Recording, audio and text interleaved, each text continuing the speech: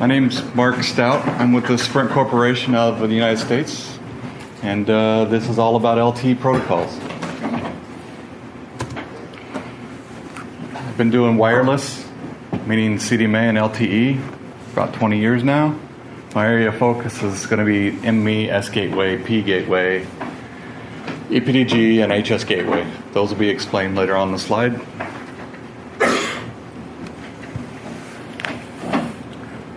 To understand what we're going to walk through, I wanted to show you the layout of how the network is in LTE. The UE is the device, so your cell phone. Then we have the ENO-Bs, those are the cell towers you see out wherever they may be. And those connect back to the core. And these are the elements that I support. MME, S Gateway, those are where the ENO-Bs are directly connected to. And then you have your signaling path back to various equipments, HSS, PCRF for policy, hotlining, things like that. And then my P Gateway is where your device is anchored in an IP session. So your IP that you get on your mobile phone is handed out at the P Gateway. That's where your session will always be, no matter where you are, until you turn your phone off. Now the S Gateway is a serving gateway. So if you move from region to region, area to area, city to city, the S Gateway can change. But you don't want your IP address to change because maybe you're watching a movie, maybe you're maintaining a VPN, maybe you're doing something else. So the P Gateway will be the anchor here.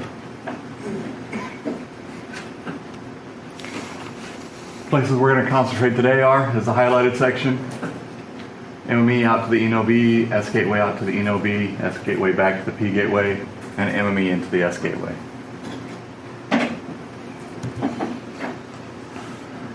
So the protocols that ride on these elements, we have SCTP, so instead of UDP or TCP, we use SCTP. And on top of SCTP, we have a protocol called S1AP. That's the application protocol that the MME uses to talk to the ENO-B, or the cell site. On the back of the MME, it has to get authentication from the HSS. This is also done over SCTP, but instead of the application being S1AP, the application is diameter. So we're running diameter over SCTP.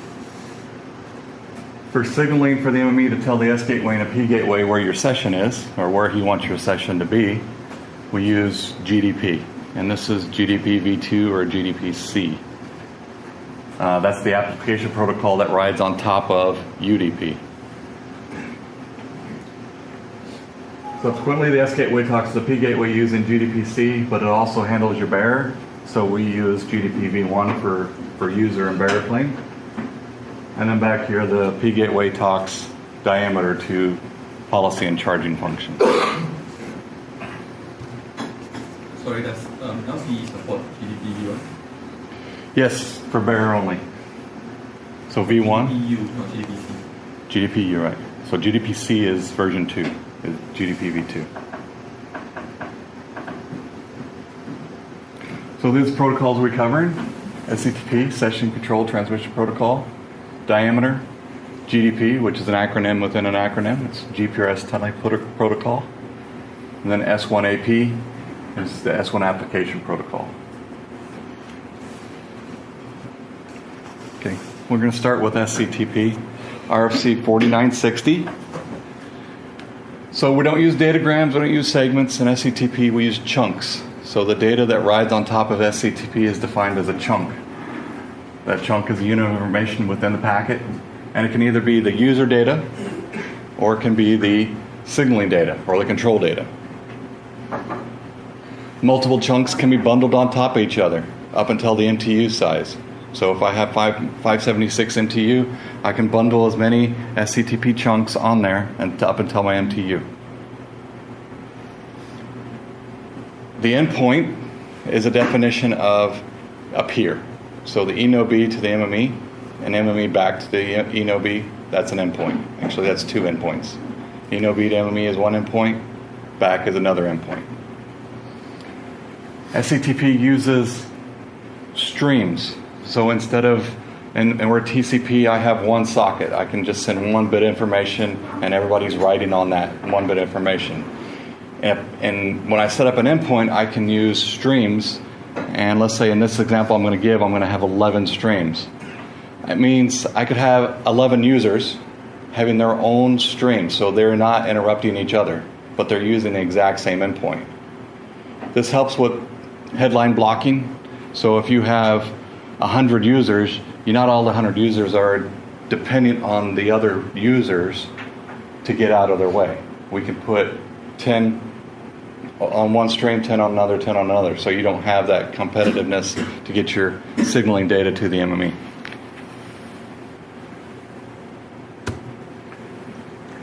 This is what the SCTP header looks like. Just like TCP, we have a source port and destination port. This is where things get different. We have a verification tag, checksum, and then you have your chunk type. So your chunk type could be data, or it could be control, meaning I have an init or an init cookie ack. I want to abort a session, something like that.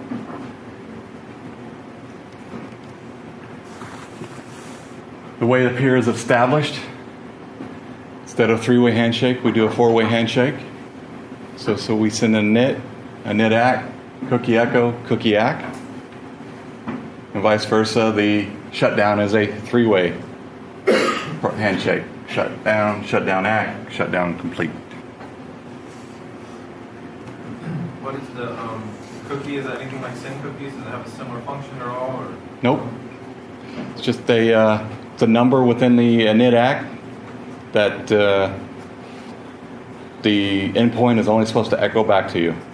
There's supposed to be some security implications, and so.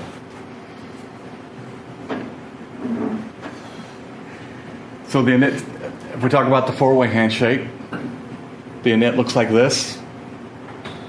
We have the initiative tag. We also have a receiver window, just like we have in TCP.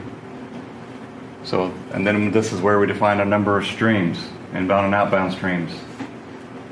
The TSN is like the sequence number in TCP. So it will get incremented just like TCP will. The init ack, kind of the same thing, just a different type, type 2. So the receive window there is 32-bit, so there's no need for window scaling? Nope. Nope.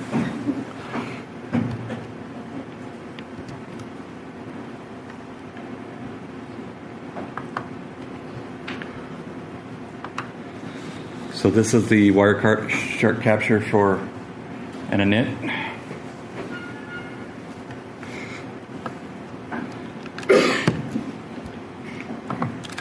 So just as we're talking, we have our source destination port verification tag, our advertised window, and in this example, we support 11 streams.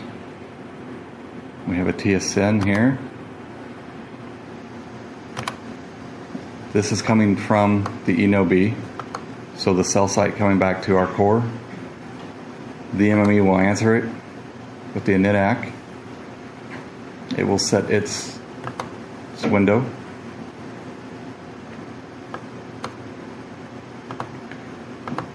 Then we have and the init ack is where the cookie is advertised, per se. And the only thing that INOB will do is regurgitate that back to us in a cookie echo. And the MME will respond with an ack. At this point, we want to send heartbeats. So the whole point of SCTP is make sure the peer is still alive. So the application above it really doesn't have to worry about does the session stay up or not. So if our INOB out in the field goes down, it is SCTP's job to make sure that it's reporting that back to the core to say it's up or down. So here, since we start sending heartbeats, and I'll get to this S1 request, but another thing in the init ack is we say we support IPv 9.0.9, which is where the INOB sent the request to, but the MME responds, I also have 10.0.10. So we support multi-streaming. So now you've sent a NIT to a single MME, and the MME responds with, well, I have two addresses. But we do this so we can maintain multipath and have two different routes going back to the MME. Just in case one route is down, you still have another route going back to the core. Okay. So this heartbeat right here is actually from the MME2. So MME2 was never involved in any of this negotiation or initialization. But now that we've stood up the peer or the endpoint, MME2 can start with the heartbeats.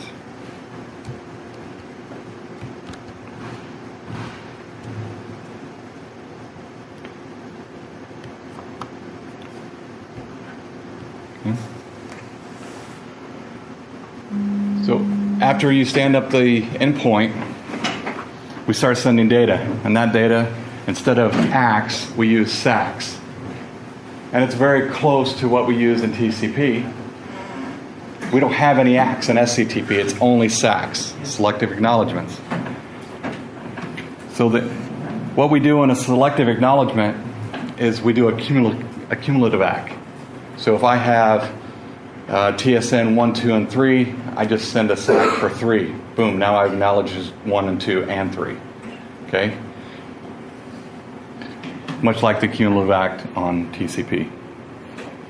But where we differ is SACs and TCP, if you took John's class, right? SACs will show you gaps in the actual stream. Well, SAC is an ACK per se in TCP, so what we have is a field called gaps. So we have gap SACs, and I'll show you that coming up. So we do a cumulative ACK for what we received, and let's say there's a hole in the data we received, we know there's a missing packet, we then start sending gap SACs. Okay. The next part was path monitoring. It was the heartbeats I was walking you through, heartbeat ACK. We have parameters we set in both the MME and the ENOB that says if we don't receive a heartbeat within an X number of time frame, we start a timer. If we miss more than 3, then the ENOB is considered down. So then your service is interrupted.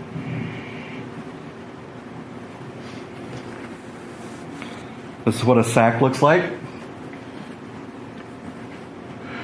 Cumulative TSN, just like I was talking about, we send the receive window at the time of a SAC, and then the gap blocks start. Now, we can send an unlimited amount of gap blocks up into the MTU size. So unlike TCP, we can send a whole lot of them.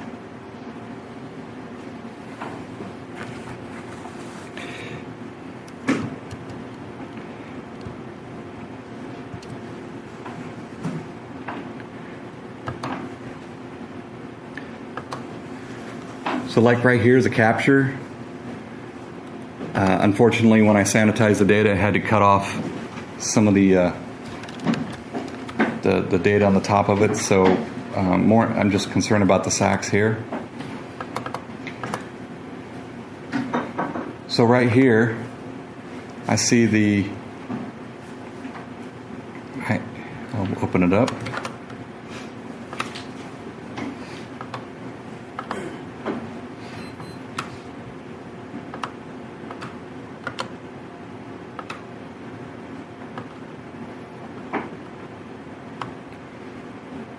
So we have the cumulative SAC here.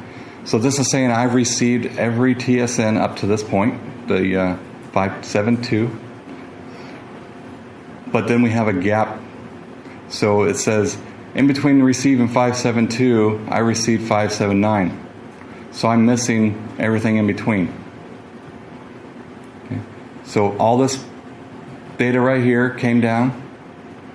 This is sacking just bits of the data, and it received 1 bit of data here.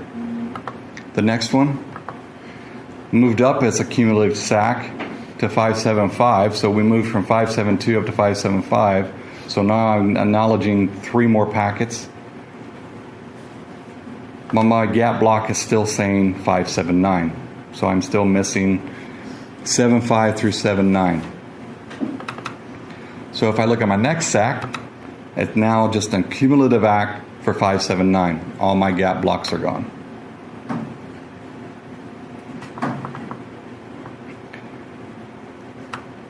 Same here.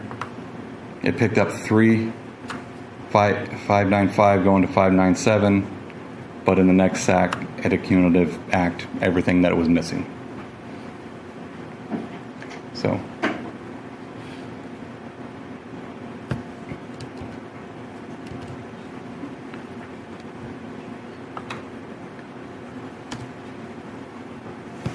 Okay.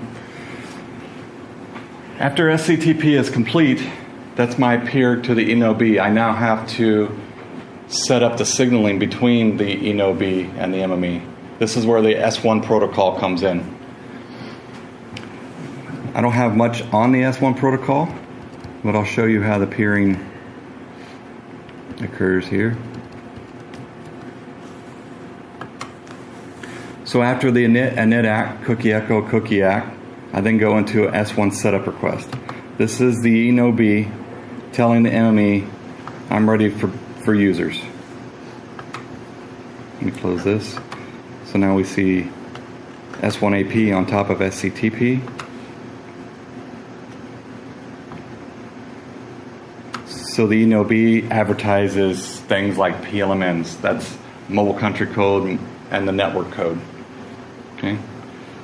Also advertises its name so that the MME knows the INOB by name and by IP address.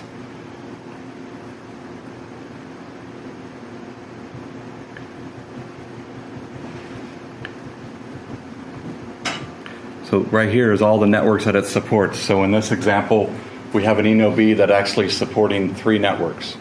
So let's say you have T-Mobile out there and you want to support another network, like you have an MVNO that's going to be right. An MVNO, I meaning like track phone, or I don't know what you have around here. But.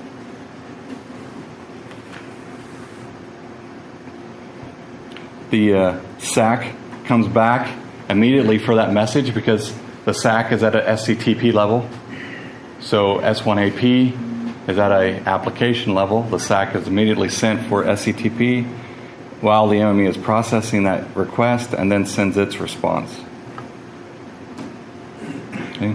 Its response is fairly similar, what PLMNs it supports, and it also gives like capacity measurements, like how much traffic it can support.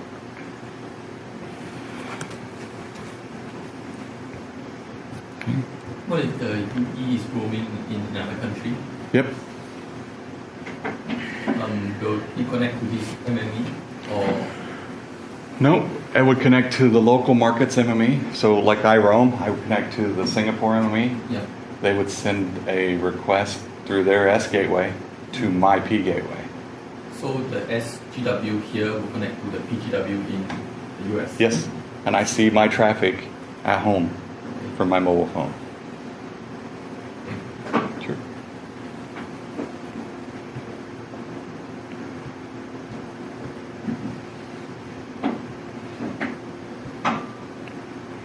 Okay, so since there's not a lot of analyzer stuff for SCTP, a lot of that seems to be built for UDP and TCP. I kind of make up for it with buttons and colors and columns and things like that. So one of the things I wanted to impress here is I remove heartbeat ACKs. It'll fill up a capture file. I had to delete most of them here because they filled up. Then I create columns that show streams, I show gap counts, and I show the TSN. I also want to create a color rule when I see a gap. Just like TCP, when there's out of order or there's dupes or something, it's a color, right? So as soon as I see gaps, I know there's a problem. So I create a color rule. I also know that there may be issues in my network when I fragment. Just like when SCTP, you have a color that says fragment, right? So I create a color when SCTP fragments. And then I also create a color rule for an init. So just like the SYN-ACK, by default, that comes with its own color rule, right? So same thing here. I'm just kind of copying what TCP does and moving it to SCTP.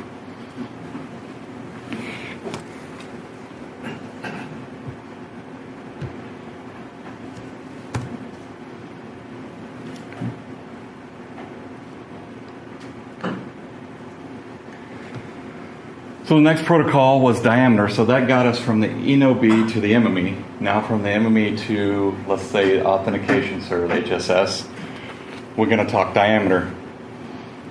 So diameter was actually built on top of radius. Somebody thought that'd be funny. They'd take radius and make a diameter. I guess the next version is going to be circumference or something. I don't know. But we use this for AAA, PCRF, HSS, anything that we want to do, authentication or policy, anything like that. The RFC currently is 6733. A lot of it is from 3588. And next. So diameter has a state machine, and it has keep alives as well, what we call watchdogs. So diameter, we're used to it writing on TCP, so it takes TCP and uses it to its advantage. So when we look at diameter peer standing up on a gateway or an MME, we have these states that are outlined in the RFC. Send connect request, wait connect ACK, receive connect, send CER, such and such.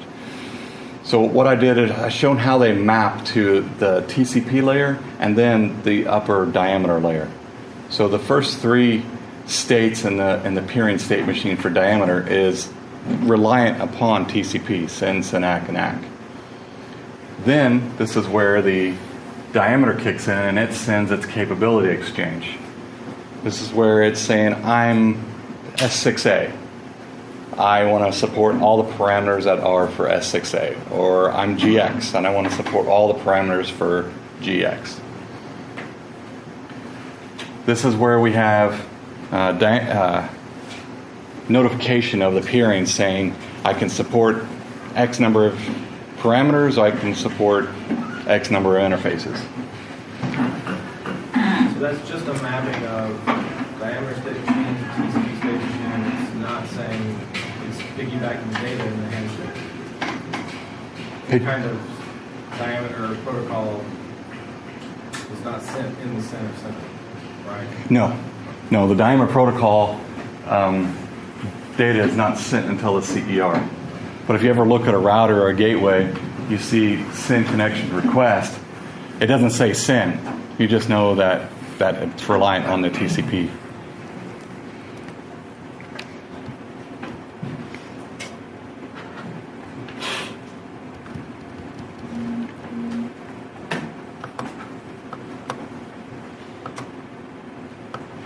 So this is the TCP, the diameter peering occurring.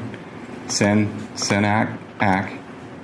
This is everything normal up until we get to the capability exchange. Now the diameter protocol is on top of TCP. We can see what type of capabilities it's asking for. We can see this is coming from the PCRF.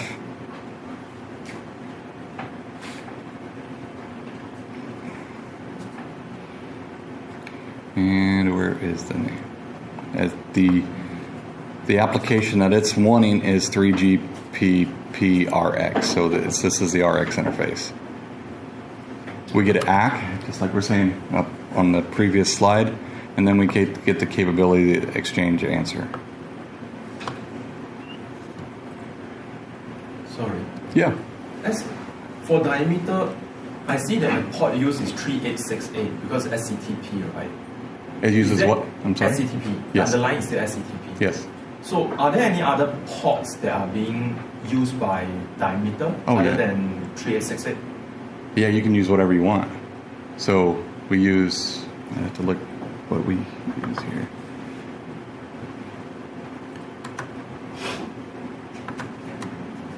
So I have some other captures from the P gateway that will be a different.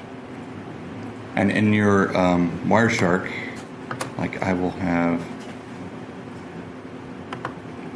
I should be able to show it, decode as. So this is where you would say whatever port it is would be diameter. So since I don't have my work machine, it doesn't show all the ports that I use to decode as diameter. Okay. But I'm thinking 3112 would be used. But it's up to you whenever you're designing the network. It could be whatever port you want. Okay.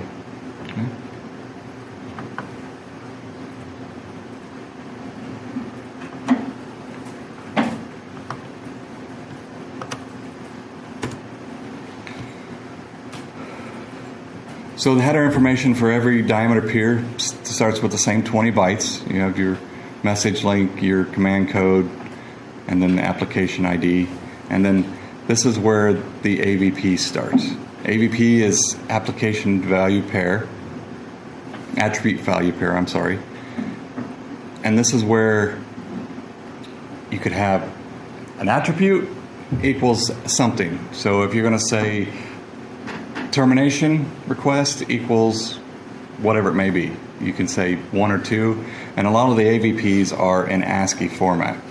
So if we have a capabilities exchange, like up here is CR275, so that's the application code.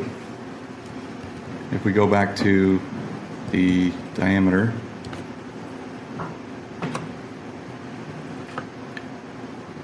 we see AVP, origin realm, and the value is VoIP L PCRF. Okay.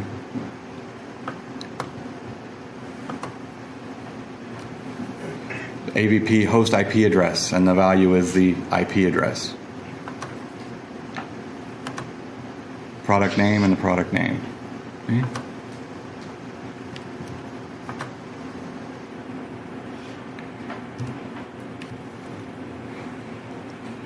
So I guess what I'm trying to get to is everything's delivered as an attribute and a value. These values can be in a standard, meaning it knows that a value of 1 equals something, or it can be free form, it can be in ASCII format, and you can make it whatever you want. And Wireshark will tell you AVP unknown, so you have to go in and build it yourself. Okay. The AVPs that Wireshark will know, I believe, is covered mostly in RFC 2989. And like I said, new applications commands are developed through vendor-to-vendor solution and not known to Wireshark immediately, if ever. Actually, the ones added by TTP documentations are normally updated into Wireshark. Yeah. It's not only the RFC, it's the GPP. Oh, okay. Gotcha. I missed that part, yeah. 3GPP. So, yeah. But the vendor-specific one, obviously. Yeah. So here I'm saying, diameter AVPs carry a lot of data in the ASCII format. Use that to your advantage. If I show you here, I don't always know which AVP I want to go to, but I know that the data that I'm looking for it may say PCRF. Let's say this is the name I'm looking for quantum.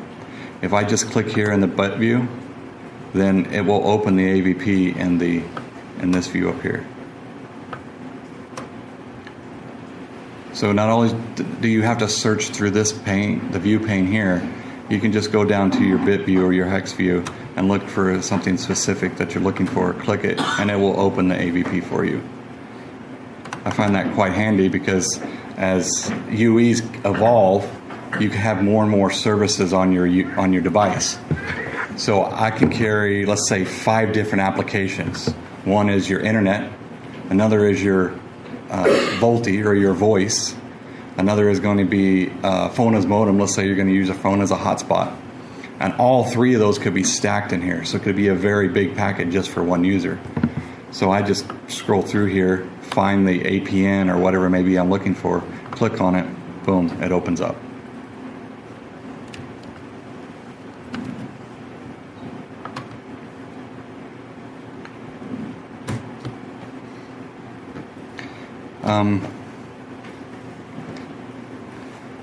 So like Anders was saying, in 3GPP, it will the full files and folders are there in Wireshark, mostly decoded for you. But if you run across something that is not encoded, it'll say AVP unknown. You have to go to the Wireshark home directory, and there's a directory called diameter. in there you're going to find many files. The main file is the dictionary that I've come across, where most of the AVPs are residing. The first thing I find handy is, let's say I have a code that I don't know exactly what it is. If I go in there in that directory and I just grep for the code, I find what file it is, I open that file, and now I can find that, okay, that was developed against whatever I can find right here at this URL. So now I can go to that URL, I can open up, and it leads me to RFC, and this example is 6733. So now I don't have to search for that code. That's what it's showing me in Wireshark. Wireshark's telling me where to go. I can open up and read all about it and why I had the problem I had.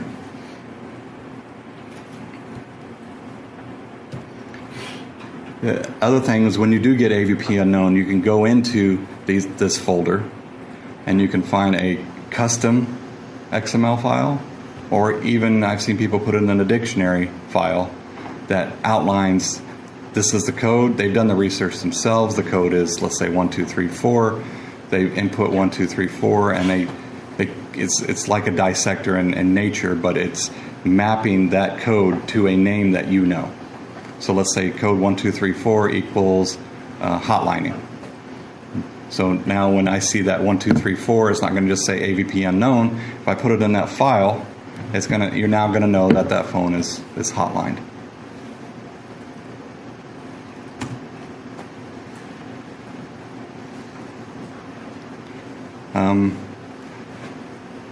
Since diameter is on the application level, you're going to see requests and answers.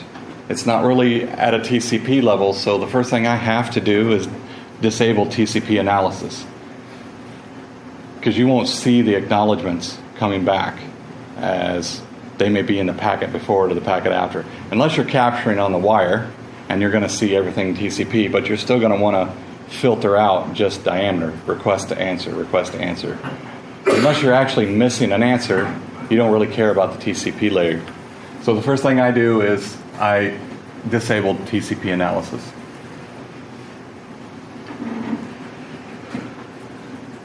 Okay. Another thing is, AVPs may be in different areas of the request or answer that you're looking for. So let's say in this example I'm looking for the username. Well, the username may be in diameter.username, or it could be in diameter.subscription ID data. So instead of building columns for each of these, you can use OR and a field name. And now in the username field name, which I have blanked out because it's sanitized, but it would show you the username. So now that way you don't have many columns of data that you're looking for. And I use this quite often and build out quite a few. So in the request you can see the username, and in the answer you can see the subscription ID, or vice versa, whatever it may be. The other thing I do is, just like before, create custom rules for any, AVP, for diameter return code, anything greater than 3,000, or 3,000 and above, create a color code, because that's the error codes.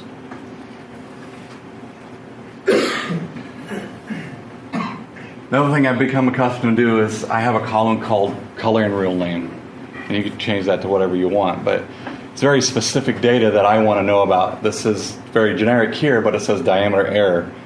So I don't have to look and see why it was colored red, why it was colored green, or why it was colored anything. I can see the rule that I name it is just a diameter error.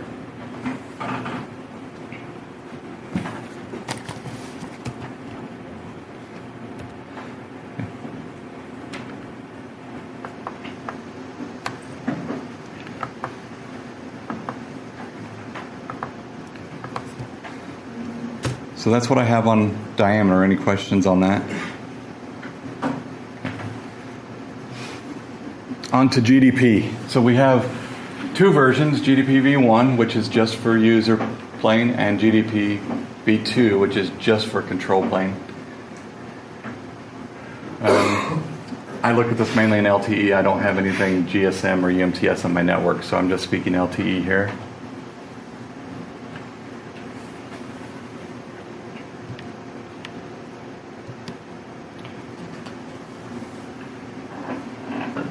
So GDPC is mainly used to manage a session or manage a tunnel or create a tunnel for GDP v1. To me, GDPC is not necessarily a tunneling message because it doesn't have any payload on it. It's just a create a tunnel or delete a tunnel or modify a tunnel. There's no data on top of it. So to me, it's not a tunneling protocol, even though it does say GDP. These are the message types: create session, create bearer, and so on. So I can show you that.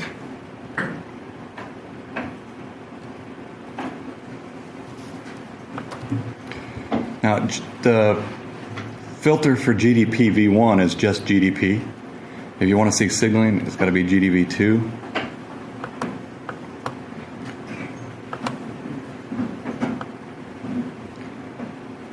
So this creates session request that's coming from the MME to the S gateway, that one to the S gateway to the P gateway. You open it up.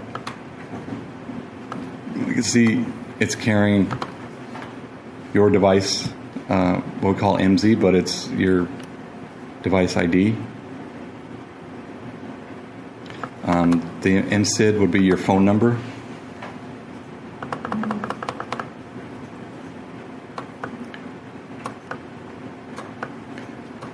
And then this doesn't have it yet, but we will, okay, at this point we do have, since this is S gateway to P gateway, we have the TEID. So this is the tunnel endpoint identifier. So even though you're going from one session to another on the S gateway to the P gateway, the way GDP identifies who you are is by your TEID. So your user will always have that TEID until you hand off to something else. And that's how we can use one connection and have millions of users on that one connection. So the tunnel is unique to the user, The tunnel is the TEID is unique to the user, yes. but many users share the same tunnel. They use the same interface or same lag or same connectivity. So I go from S gateway to P gateway, I have a 120 gig lag going between it. Mm-hmm. So the only way I know that you're you is because of your TEID. So I have a TEID coming in from the INOB to the S gateway. The S gateway transverses that TEID because that's a different one going from the S gateway to the P gateway. So that's the S gateway's only job is what I call proxying the TEID. It takes one, makes it another. Takes this, passes it back.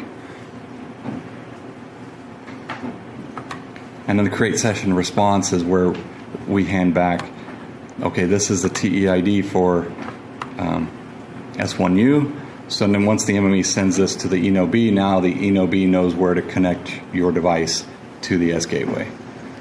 And it knows to use that IP address and that TEID. So the S gateway is set up waiting for you to arrive on it.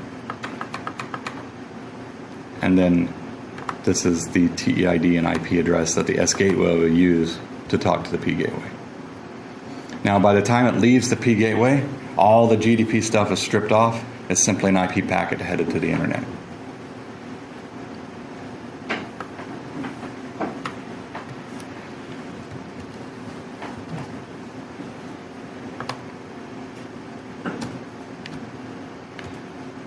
GDP v1, a little bit different. You don't see any of that create session. You don't see any of that information passed back and forth as a signaling plane. All you see is UDP, GDP, and then on top of that is the user's information. So obviously the user is trying to get to, let's say, CNN. So you will see the user's address here in the source. The destination would be CNN or whatever website they're trying to visit. In this case, it's actually SIP, so they're trying to set up VoIP.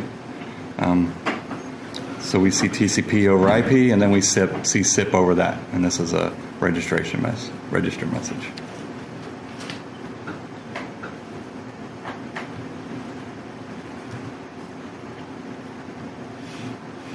So while GDP is on top of UDP, it's stateless, so you don't have really anything to go on for GDP. V2, what we look for is request to answer. Okay. For V1, we're kind of reliant on the protocols that are in the tunnel. So hopefully the user's sending some kind of TCP data. So now I can turn on my TCP analysis flag and see, are we missing packets coming into the gateway? Are we missing packets leaving the gateway? Or vice versa. One of the problems we do have is that, and I'm sure you've heard it multiple times here, is deduplicating packets. So when we take a capture, we're taking a capture coming in to the S gateway, leaving the S gateway, arriving at the P gateway, leaving the P gateway. So in Wireshark, it looks and sees that same TCP data in all 4 points. So only the first packet's going to be good. The rest of them is going to be marked out of order. So like here, I have the SYN is coming in from the device, going to the internet. And it's another one of my taps. It's duplicated. Wireshark says it's out of order. Then I've seen it hit my third tap, saying it out of order. So let me get to the next one.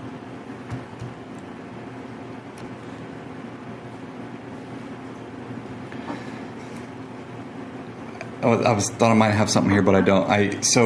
If you've seen in other classes where you dedupe packets, these packets are actually not the same because the IP address of the, let me show you here.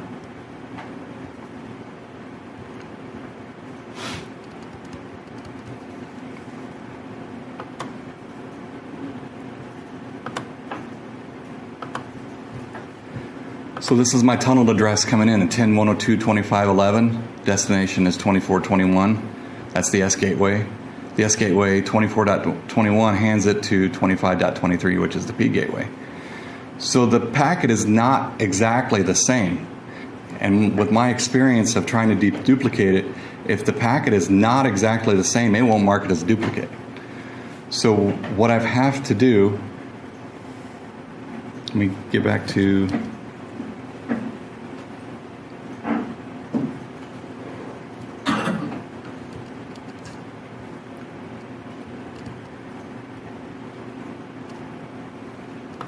so if I just type GDP here, and I turn on TCP. So now, just like before, send, everything's out of order after the first packet. So what I have to do is find something unique in that packet. It could be a MAC address, it could be the overall tunnel address. So let's say in this case it's 10.202.24.3. So if I say GDP and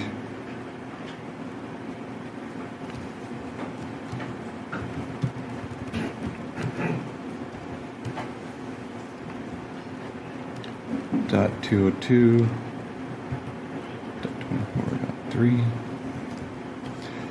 So now I have just one instance of that TCP packet stream instead of being duplicated over and over. We're still in the problem of Wireshark analyzes the stream not as what you display, but as what's in the PCAP.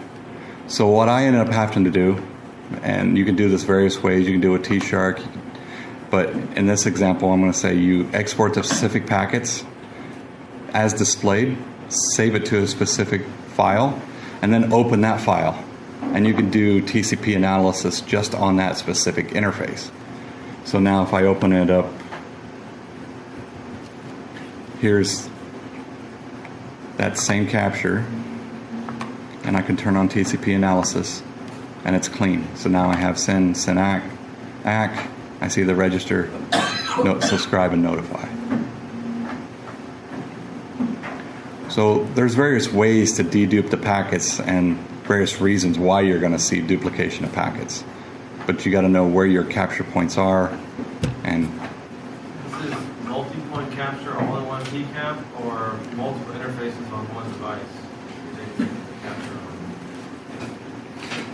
So the previous one that had all the TCP analysis flag set was an aggregation of taps. So I have a tap at the S gateway, 2 of them there, and I had 2 taps at the P gateway coming and going.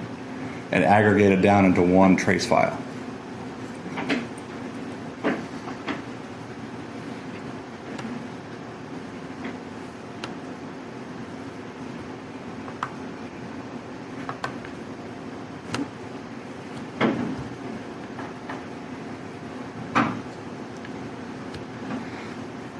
The other thing I wanted to point out is Wireshark on the source and dest here will only show you the uppermost layer IP address. So when you're looking at a capture, you're always going to see the UE device IP address and where it's going. But a lot of times when you're looking at problems, you want to know the underlying tunnel, and you want to know it quickly instead of having to look through the packet to say what is its source, what is its dest. Because maybe it could be a S-gateway relocation or S-gateway handoff. That IP changes, and you don't know it until you dig into the packet. So what I do is I have a different profile, and I create a column, call it tunnel source, and here I say IP source, but I say occurrence equals 1. So that limits Wireshark to only showing me the first instance of that occurring. If I say 2, then it's going to show me the tunnel source and then the device IP as well. It'll be common to delimit it in that column. But here I just say 1 because I know there's one tunnel. So now at a glance, I can see that that tunnel source is coming from 24.3. The device IP address is sitting here in the source. Where it's going on the internet is set in the destination. And I do the same thing for tunnel destination, except I just change it to IP.dest with occurrence 1.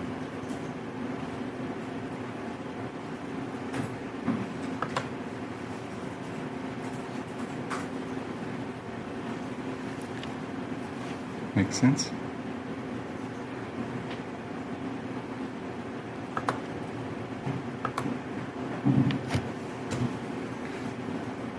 Okay, no, that's pretty much what I outlined in the next slide here. This slide is going over the deduplication of packets that I kind of talked about before. It's in the slide, so then when it's uploaded, you have it there. Tools. Yeah, I've taken Sake's class before. It's good. I use a lot of this kind of the same tools. I don't think I use it to the same extent he does. But edit cap, I do use it to remove duplicate packets. And I note here, though, it's most useful on S5, meaning leaving the S gateway, arriving at the P gateway. So if I have a packet leaving the S gateway on a tap and I see that another tap arriving at the P gateway, most likely that packet's going to be the exact same. Okay, because they're close in vicinity, they're going to have the same MAC addresses, they may have the same interface, whatever it may be. So they will look exactly the same. There's a high probability of that. And this is where I use edit cap to deduplicate S5. But edit cap will not work for S1U going to S5 or S5 going to SGI. This is where I use T-Shark to do that, or I'll just do it in the method that I shown you before.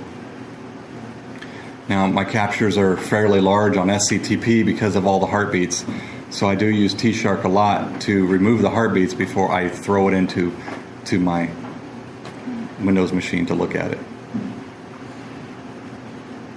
Also for large files, I deal with 120 gig lags, so I have a lot of data. As the radio interface moves to 750 meg down, I can fill up that pretty quick. So let's say I need to look at all the data, but it's simply too large to open in Wireshark. This is where I use cap infos to determine the size of it, and then I can use the edit cap -C to split it up in the chunks that I think would be most valuable. What size of chunks do you find useful to work with? 500 meg. I've went up to 2 gig before, but anything larger than that, I don't. But yeah. Just the nature of the types of issues you're troubleshooting, do you have to just use Wireshark or use other tools before Wireshark to do analysis? Yes, use quite a bit in other tools before analysis, and they're third parties. They're probably. One of the tools we use is NetScout. Another one we use is Empirics, and its job is to get rid of all those acts per se. So it just gets me down to the diameter information that I'm interested in. So it indexes the parts that are interesting, and then I can search through those indexes and pull back a key PCAP that I want. But if I'm troubleshooting, let's say we were doing massive MIMO and 750 down to the radio, and they wanted to know why it was so slow, doing 750 because they were expecting a gig, there's nothing I can do except open it in Wireshark and do a TCP type analysis. How would you remove GDP echo request and response? Do you remove that before you analyze? Pretty much. And we don't see a whole lot of GDP echoes. They're usually for path management. And since there really is no respondents of GDP echoes, let's say you have a GDP echo from an ENIMO-B going to S gateway, right? Yeah. There's nothing you can do with it. It doesn't, it's just echoing, and if there's no response, so we only use that in troubleshooting. So you wouldn't remove it before you? I usually don't see it, so I have no need to remove it. But if you did see it and that was a problem for you, you could throw it into T-Shark and say, not GDP.echo. I think that's...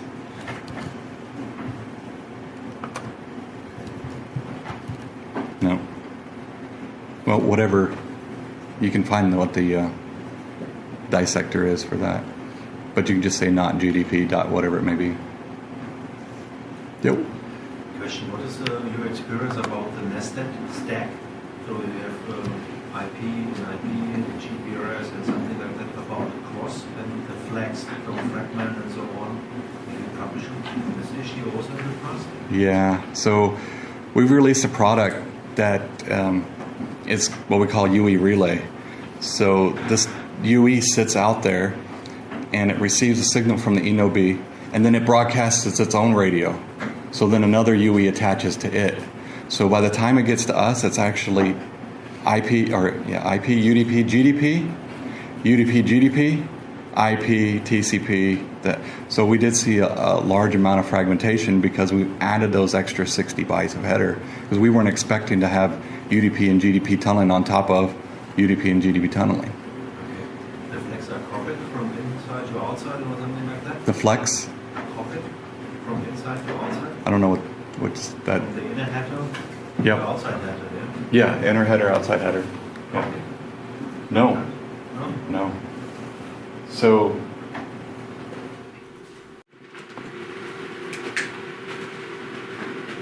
GDP comes into S gateway, and let's say its ID is 2. The S gateway receives 2 and makes it 4 going to the P gateway. So P gateway receives 4, strips it off, sends it to the internet. In this example, I was seeing GDP, UDP, GDP, and then application, right? So when it got to the S gateway, let's say it was 2, this was 2, it was simply passing that through, all the way through. So by the time when it left the P gateway, it was still GDP on top of that, and it had an ID of, let's say, 10. So when it left here, it was still 10. The other point I got with the nested environment is what is quality of service? Yeah, so quality of service on signaling or on device? Signaling. So in LTE, we say quality of service is QCI values, a quality control indicator. Okay, so when you come in and request a session, I give you the quality of service I want you to have. So you may have DHCP, it could be mapped to DHCP marker 8, leaving the S gateway. But leaving the MME, because I think signaling is more important, I'm going to make that a higher DHCP marker. So now we do have WPP, which is wireless priority service for firemen, policemen, things like that. In emergencies, we will map them to a higher DSCP value to give them a higher quality of service as opposed to the regular customer. But also in QCI, we have mappings called priority levels, and it's also preemptive controls. So if you're registered on an ENO-B and your priority level is higher than somebody else's, if you have a preemptive value greater than they do, you can boot them off. So we call that preemptive available, preemptive capable. Sorry. Yeah, no worries. Just now you mentioned that the MME has two routes to the E node B, is it? Well, it has two routes. two endpoints. Two endpoints. Yeah, it's up to you to make it two individual routes, though. I see. Then, can I say that for diameter, right? There's this thing known as diameter edge agents, the DAs. DRAs, yeah, DAs, yeah. Those DAs are connected to the internet, is it? I hope not. So, I'm not sure. I'm just asking. so the DRA, diameter routing agent, Mm. is usually used to aggregate diameter information going to an HSS Correct. or a PCRF. Yes. The way we use them is we also use them as a head control going to roaming partners. Yes. So we may have it on the back of a firewall, and then we have a VPN set up going to our roaming agent. And that's if we use the internet. We may use an MPLS direct link, but we still go through a firewall, go to the roamer's DRA, so it's DRA to DRA, and that go to their HSS. So the DRA and DRA are connected. It's a so-called dedicated link in this case because it's Could be. one. Yeah, it could be. But, and you've got to stand up that peer, so at some point it does become a dedicated link. But it's up to you if you have redundancy or not. Okay.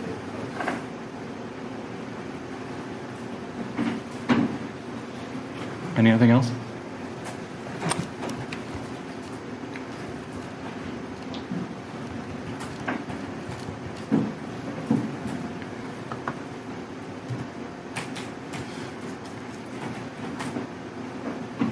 I think the last thing I had was I depend a lot on my host file. It carries all my interfaces. I try to put everything in there so that I'll move around a little. So I haven't found a good way to have a single host file for all my profiles. So I created a batch file. So whenever I make a change to, let's say, my master host file, I push it to all of those. So I did start putting those in my host file of my machine, but what happens is when your network's so large, your IP planner starts to squat on space. So when you try to go to an IP address, it actually, your host file is taking you someplace else. So what I mean squatting is you may be using internet addresses on your internal network, which is fine until you put them in your host file and you try to resolve going to the internet. So that's what I do. I don't know if anybody else has input on that, but that's all I got.